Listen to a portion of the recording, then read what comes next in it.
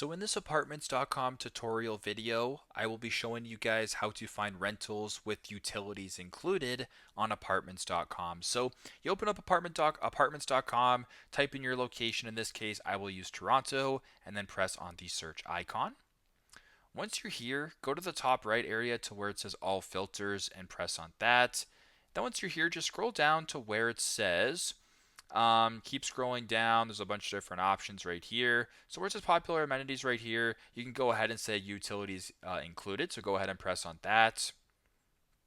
Then go to the bottom right and press on search. Now, once you're here, it'll actually show you a whole bunch of different listings that have utilities included in them.